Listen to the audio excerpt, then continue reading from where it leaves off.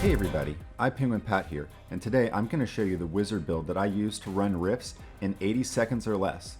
Now, I'm not a huge whale, my stats are not crazy, and yet I'm able to consistently run rifts in 80 seconds or less with this build. So, with no further ado, let's get into it and I'll show you how to do it. Alright, let's look at the gear and what makes this spec work. So to start with, you want to have the siphon offhand. This is the main speed component of this build because it gives you a 60% movement increase when you cast Lightning Nova. And since Lightning Nova has such a fast cooldown, this means that you are constantly boosting speed, and you can pair this with Teleport to make your Lightning Nova go even further. The next thing is Elora's Fervor. Now this turns your Lightning Nova into a Fire Nova. And if he were here, he'd consume the English with fireballs from his eyes and bolts of lightning from his arse. And that dramatically increases the amount of damage that you're doing. Not only do you have the base damage of your regular Lightning Nova, but then you also get an additional damage over time dot that goes onto the enemies that you hit. Keep in mind that you're not usually only hitting your monsters with just one of these balls. Usually you're hitting them at least once on the way out and once on the way back. And when you're going down the lanes of things like rifts, you're often going to have many of those fireballs hit the enemies as they pass through. I hope I get fireballs.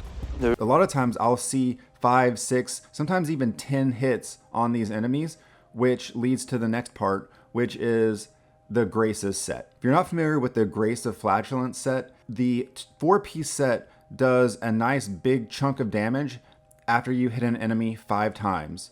So what we're doing here is we're getting a huge burst of fireballs running through these enemies, and then this damage over time dot is causing the Graces to proc over and over again. And to make it even stronger, we add something like a Seeping Bile or the Everlasting Torment, and this adds additional dots onto the enemy so that they are taking more and more hits from that Grace of Flatulence set bonus. Honestly, Fire Nova with Graces and a bunch of dots is the majority of what makes this build amazing. But there's a few other things that you can do to make it really effective. Personally, I like the Searing Judgment Shoulders to go with the Chaos Nexus legs and the Entropic Edge main hand to boost up my Disintegrate.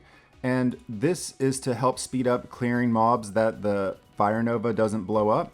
And again, the same rule applies where you basically just want to catch everything on fire and then run off and let the dots kill things. Between the Seeping Bile and the Everlasting Torment, those will end up killing enemies long after you have damaged them. You'll be several screens away and enemies will still be dying from all the dots that you've left on them. For the headpiece, you could go with the Mask of Illusions, or you could go with the Lion's Resonant Wisdom. I tend to run Mask of Illusions just because I don't like having to switch my stuff all the time. But the nice thing about the Lion's Resonant Wisdom is that when you teleport, it leaves this AoE effect that also does damage over time, which again procs more of those Graces damage procs, and that is such a huge part of the damage from this. Now that we've used the Fire Nova and Teleport to quickly run through all the mobs and then Disintegrate to light everything up and kill anything that the Lightning Nova didn't, we end up getting to the boss in no time flat.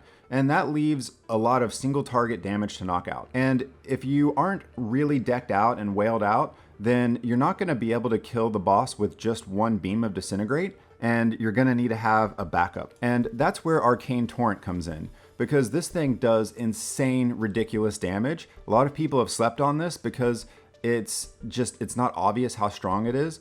And I think a lot of people's eyes were opened when the new legendary main hand came out and we saw how much damage it could do. I personally just manually aim it at this point, but if you have trouble manually aiming it, then this might not be the best piece for you. This can do some insane damage, and you could even go with the leg piece that gives you the 10% extra damage for the Arcane Torrent. Let's talk about legendary gems for a second. I like having the Trick Shot gem because it lets me do one full blast of Arcane Torrent and then another full blast of Disintegrate, and by that time the boss is dead. Now, if you have a lot more attack power and you can burn down a boss faster, then this isn't as valuable. But personally, this is also really helpful for clearing trash, and it just has a lot of multi-purpose use. We mentioned the Everlasting Torment earlier, and this also has a couple of beneficial effects. Of course, you do get that dot effect, which gives you those extra Graces procs, but it also gives you a nice 3% attack speed boost, and I think a lot of people overlook that. And of course, as you rank this up, you can get more and more boost.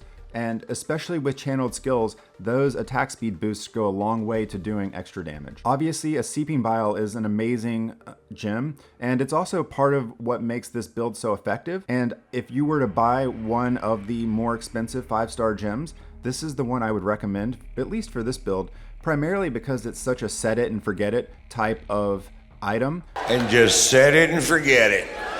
You can hit those monsters, and even if you don't do enough damage to kill all of them, this will spread to the other ones and basically clean up anywhere that you didn't do a good job of cleaning up. Obviously, the Blood-Soaked Jade is just a terrific all-around gem, and if you can get your hands on one, great, but it's not essential to this, and a Berserker's Eye would go just fine here, or even the Cutthroat Grim would be a really good option. Moving on to the Bloody Reach and the Fervent Fang, and honestly, I am torn between which one of these is better and which one I would ship out for the other one. I think that Bloody Reach is probably a little bit better for a PvP setting, and I think that Fervent Fang is a little bit better for PvE. Obviously, with the elite monster damage, that helps in PvE, whereas a chance to slow your enemy can be helpful in the battlegrounds and other sort of PvP type settings. Either way, these are both really huge damage multipliers for you. Other options for this build would be something like a Zwinsen's Haunting, and again, this is to help you with that set it and forget it, hit it and run away type of deal, because you are able to get some of those monsters that maybe you didn't get quite enough damage to kill them on your pass through. This will get those monsters and kill them, and that's really nice. I don't think that the Echoing Shade is a good option for this, primarily because your copies could end up aggroing monsters and keeping them from getting killed and whatnot. It's for this particular setting, this just isn't very helpful.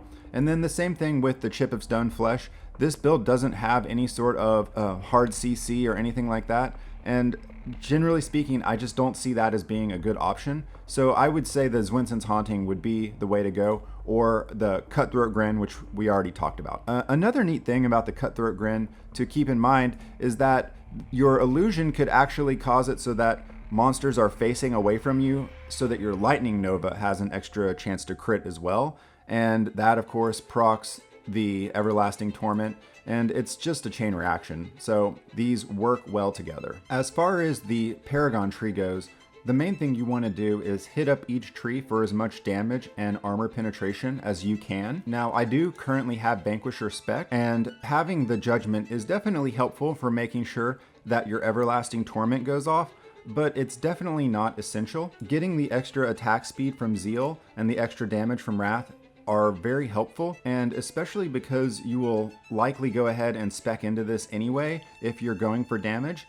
I don't see any reason why you wouldn't have Vanquisher activated for running the Rift as a solo. If you're running a bigger group, then definitely go with Mastermind, because Covert Operations is absolutely sick, and so is Find Weakness. All right, let's finish up talking about the sets, and then we can watch some gameplay. Here you can see that the 4-piece set for Graces is a must-have. It just does so much damage, and it's the only way that you can hit it and forget it, like your credit card in the item shop.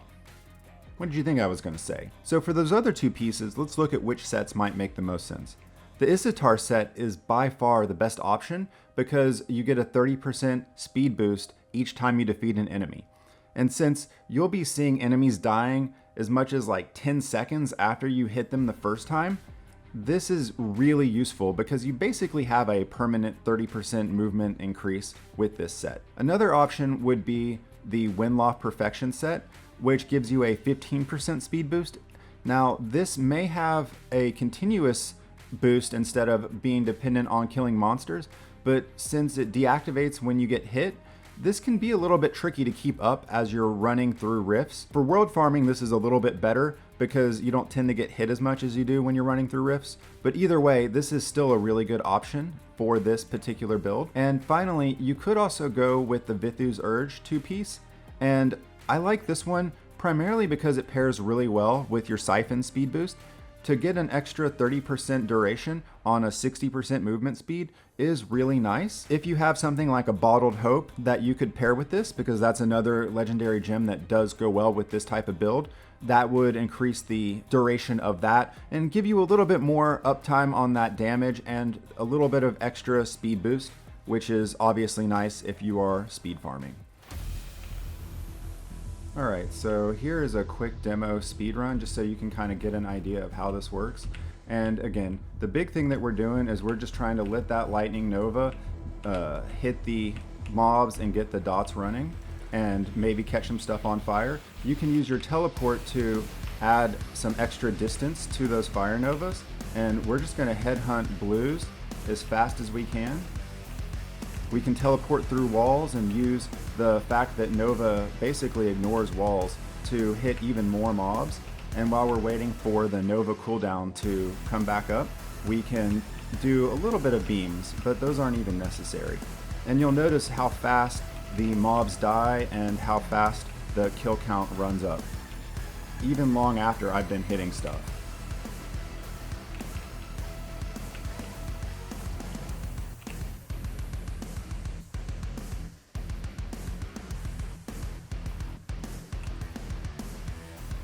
And I just tank the boss because it's just so fast. There's no reason to bother with any sort of dodging or anything of that nature. So there you go. That's how it plays. So there you have it. That is the 80-second Fire Rift build for Wizard. This also works tremendously well for open world farming, where you can just blast through mobs so crazy fast.